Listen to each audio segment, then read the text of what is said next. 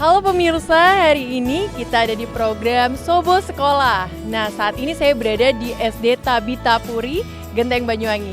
Pemirsa pengen tahu kegiatan apa aja yang ada di SD Tabita Puri? Yuk ikuti terus Sobo Sekolah hari ini. Memasuki halaman sekolah SD Tabita Puri yang berada di Jalan KH Hashim Asyari nomor 155 Genteng Banyuwangi, Jawa Timur. Terlihat sangat asri, pohon besar tetap dibiarkan meninggi serasa di alam. Siswa masuk langsung mendapatkan sambutan dengan protokol kesehatan, dicek suhu tubuhnya, selanjutnya mereka mencuci tangan, berwudu untuk bersuci sebelum sholat. Ada juga yang datang ke sekolah antar jemput dengan fasilitas travel sekolah.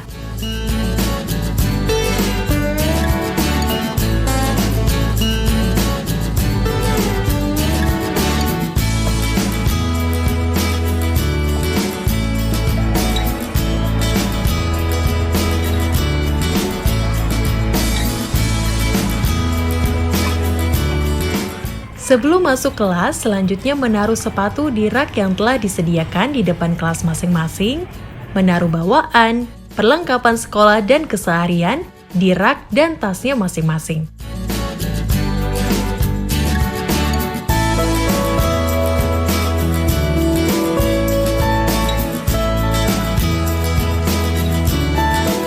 Semua kelas melakukan aktivitas, selalu dimulai dengan sholat duha bersama-sama.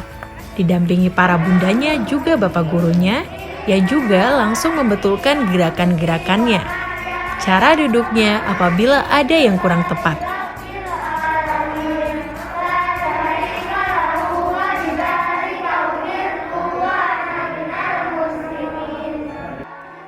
Untuk kelas 1 sampai dengan kelas 3, sholat duha dilakukan dengan bacaan yang diucapkan dengan keras, agar mereka hafal dan semua melakukan secara bersama-sama.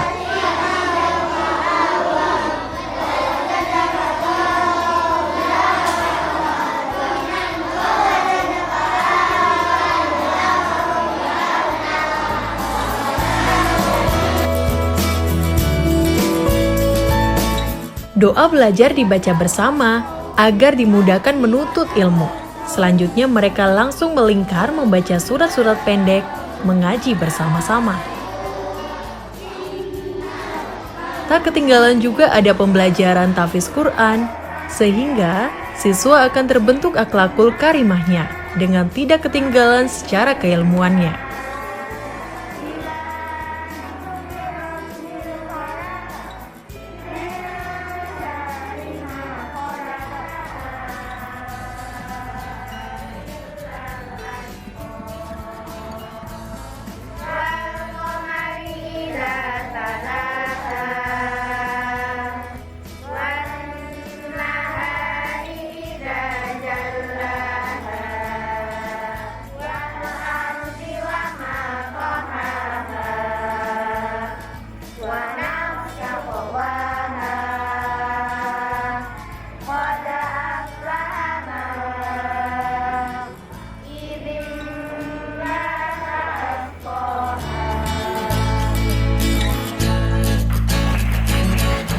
Di kelas 4 bahkan langsung menerapkan pembelajaran secara praktek.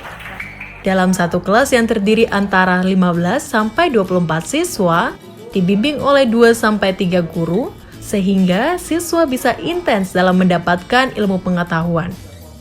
Dalam bidang pembelajaran ekonomi ini, siswa langsung dibentuk kelompok-kelompok. Di depan meja mereka sudah ada berbagai macam barang. Ada yang layaknya menjual buku-buku pelajaran, ada yang menghadapi aneka boneka dan mainan, ada yang menghadapi perkakas rumah tangga, bahkan aneka minuman soft drink. Layaknya mereka menjual aneka minuman itu.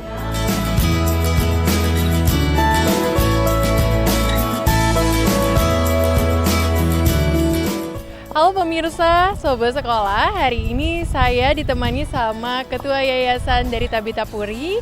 Halo Bu Sydney, boleh dilepas dulu maskernya? Baik Bu, saya mau tanya terkait dengan sejarah dari Tabita Puri ini. Awalnya namanya kenapa Tabita Puri dan kapan dibangun sekolah ini?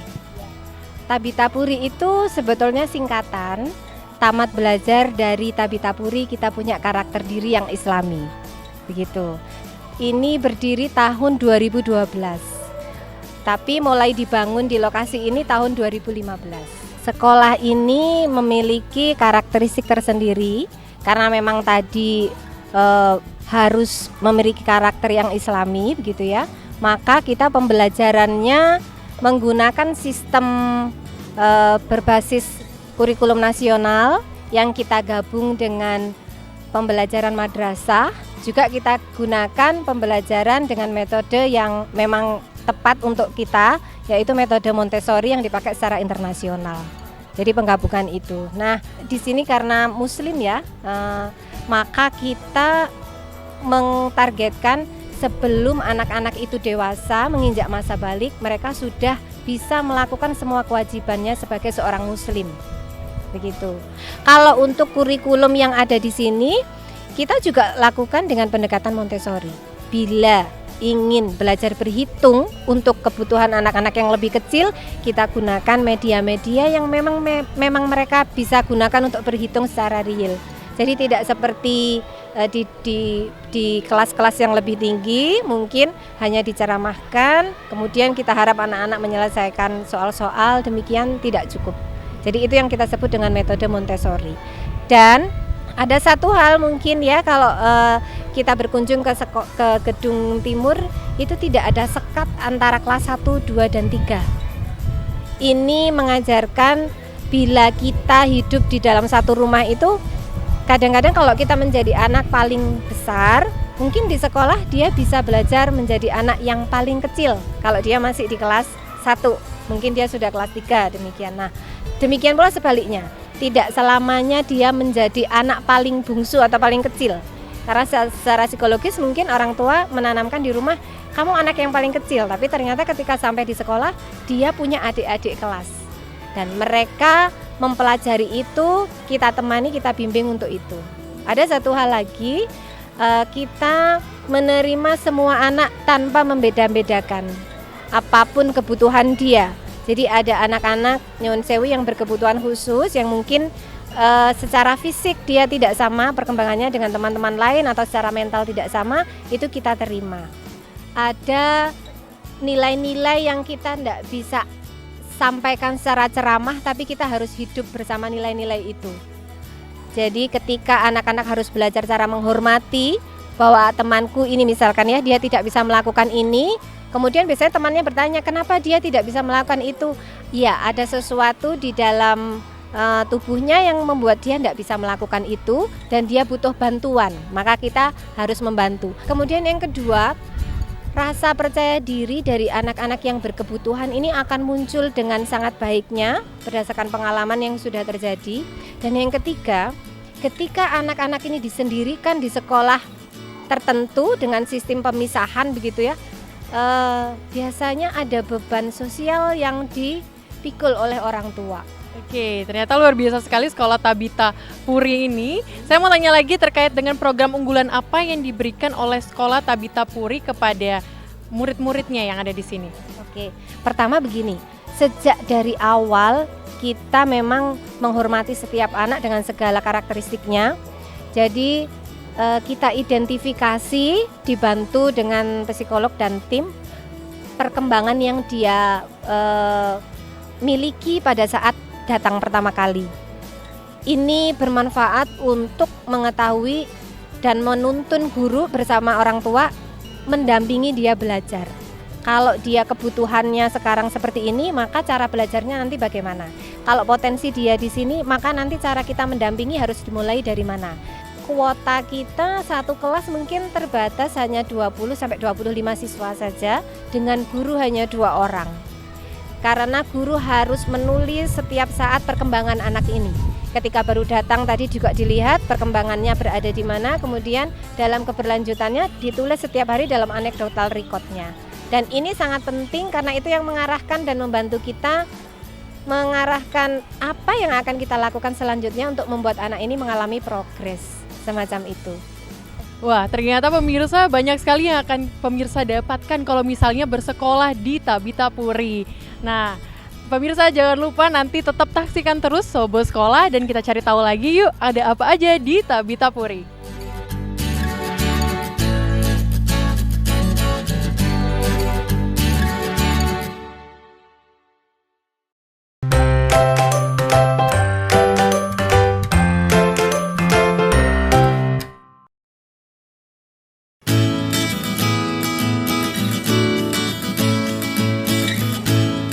Di sekolah Tabita dilatih juga mengenal tanaman, berkebun, sehingga ada berbagai tanaman baik terong, cabai, kangkung, juga tanaman obat-obatan, juga dibiasakan hidup bersih. Semua kelasnya harus melepas alas kaki untuk memasukinya. Bahkan, sampai urusan jeding pun harus selalu bersih. Apalagi SD Tabita ini sudah pernah menjadi salah satu pemenang jeding rijik atau toilet bersih tingkat Kabupaten Banyuwangi. Di kelas 5 sedang dilakukan juga pembelajaran praktek. Kali ini mereka sedang mengawali kegiatan mau membuat batik jumputan. Dengan cara awal mengikat kain putih, selanjutnya kain itu akan dimasukkan ke dalam pewarna.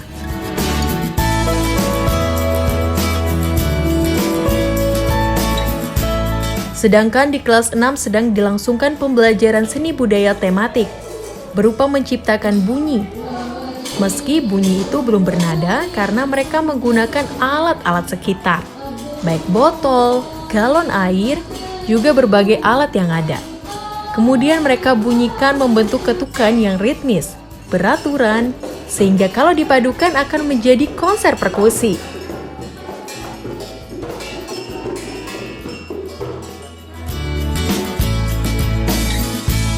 Di kelas 3 ternyata sedang melakukan pembelajaran SBDP, teknik menjahit, yang tentu saja tematiknya melatih ketelitian, kesabaran, menciptakan bentuk model, memadukan warna, sehingga outputnya melatih motorik siswa.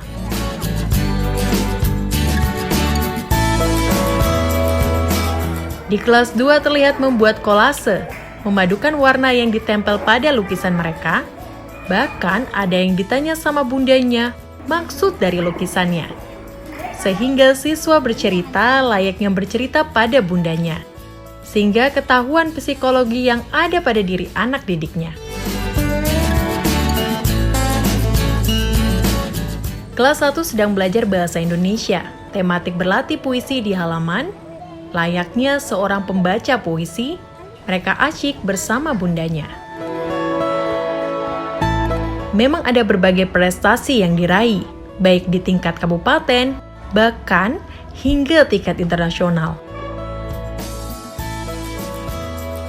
Halo pemirsa, JTV masih di Sobo Sekolah. Hari ini saya bersama dengan murid-murid berprestasi dari Tabita Puri. Halo semuanya. Halo.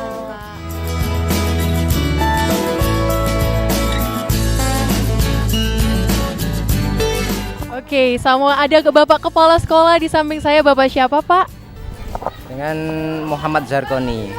Oke, Pak, saya mau tanya nih, anak-anak di sini kan berprestasi semuanya. Prestasi apa yang mereka raih nih, Pak? Sebenarnya beberapa prestasi yang diraih anak-anak diantaranya adalah Olimpiade ya, baik itu nasional ataupun internasional.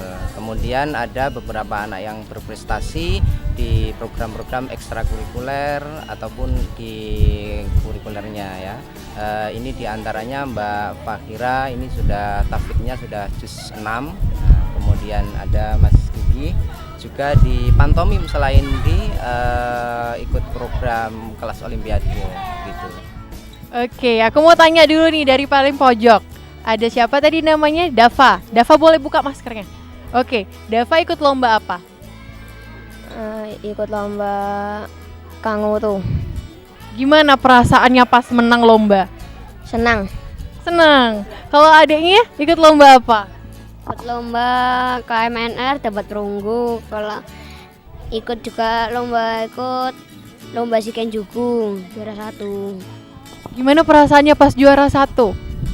Senang sekali. Senang. Aku mau tanya sama nih yang lombanya spesial banget, pantonim ya? Oh, pantonim. Pantomim, rupanya saya nggak tahu nih lombanya apa. Oke, gimana waktu perasaannya pas lomba? Senang campur agak sedikit grogi. Groginya kenapa? Tampil ke panggung dengan banyak penonton. Terus pas menang gimana perasaannya? Senang sekali. Ya. Oke, lanjut nih, aku mau tanya sama Mbak Fahira nih, lomba apa Mbak? Hafalan Quran.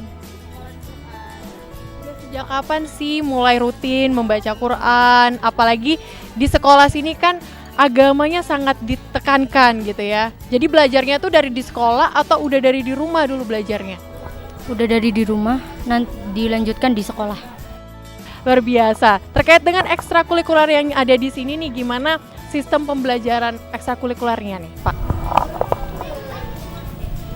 Kalau ekstrakurikuler itu di luar jam pembelajaran, diantaranya ada pramuka sebagai ekstrakurikuler wajib, ada kiroah, ini termasuk kurikuler pilihan sekarang, kemudian ada futsal, kemudian ada lagi ekstrakurikuler untuk pantomim, puisi, kemudian kita juga mengembangkan pada kepesantrenan. Ya, jadi kepesantrenan sebagai wadah kita memberikan pendidikan yang lebih mendalam terkait anak-anak ini nanti menghadapi usia pubertas.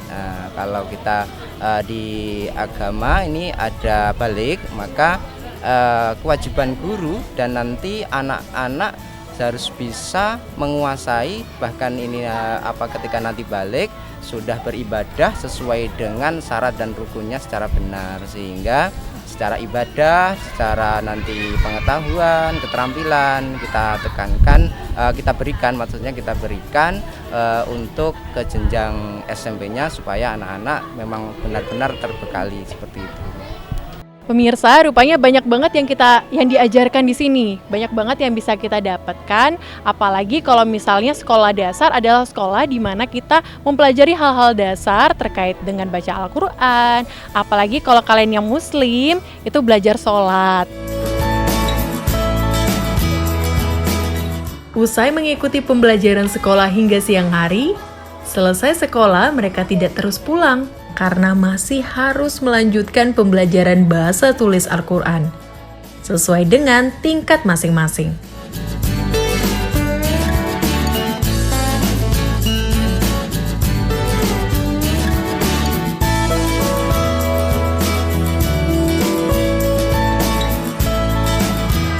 Selain itu, di SD Tabita Puri juga ada beragam ekstrakurikuler untuk pengembangan diri bagi siswa. Salah satu ekstrakurikuler yang ada di SD Tabita Puri ini adalah ekstrakurikuler futsal yang banyak diminati oleh siswa.